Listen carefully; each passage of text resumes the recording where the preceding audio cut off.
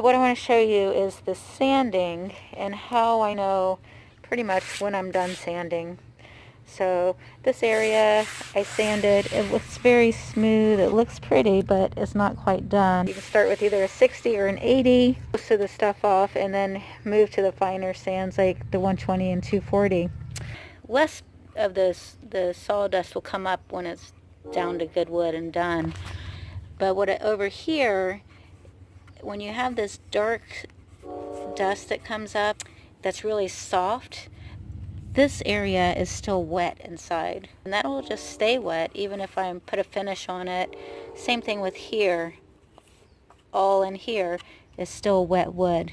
Powder just keeps coming and coming, so I basically have to take it down. None of this soft, loose powder comes out, and it won't look so dark and wet. So there's a couple of different areas. Here it's still wet, and if I went over this, it would be really soft powder as compared to maybe another part of the wood. This, where you just see these kind of like white lines, this is still pretty fibrous, so that's not down to good wood either. Okay, so I've been sanding the heck out of this, and I just hose it off. It gets a lot of the dust off. What I'm going to do now is this area in here is basically just kind of go in with a chisel and get a lot of this soft stuff out. Careful with here is that you don't want to gouge the wood, because when you go back in later with the Dremel or the sander to file it down, you're having to file down these deep gouges. So you just kind of want to take the dead stuff off gently. Loving this piece of wood still. It's very beautiful.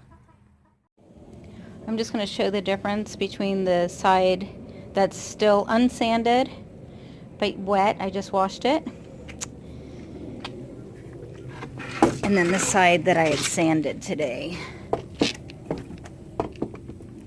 I'm not nearly done sanding it, but what a difference already.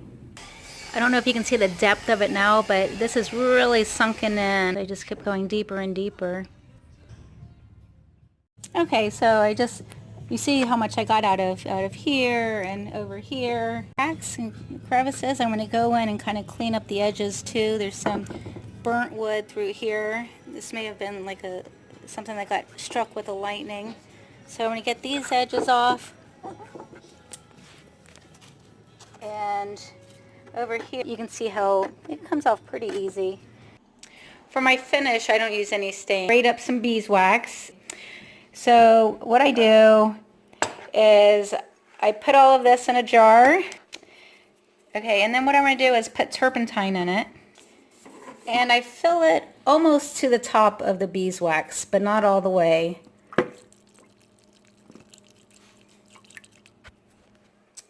So I bring it to the stove, and I'm going to put it in a double boiler. I'm going to let it cool completely, and it's going to harden. So my beeswax mixture is now hardened, and I'm ready to begin. Take this out, and I just start rubbing it into the wood.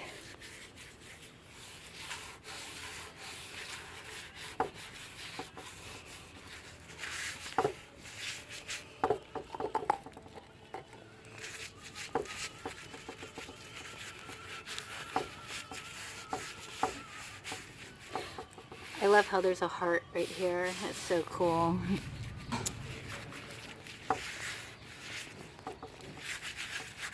So I have some beeswax on. I get the hair dryer on hot.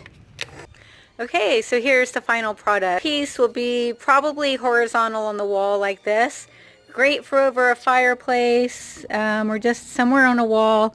Probably perfect for an office space, I would guess. It's really big. I'm 5 feet, and I think it comes up to my neck.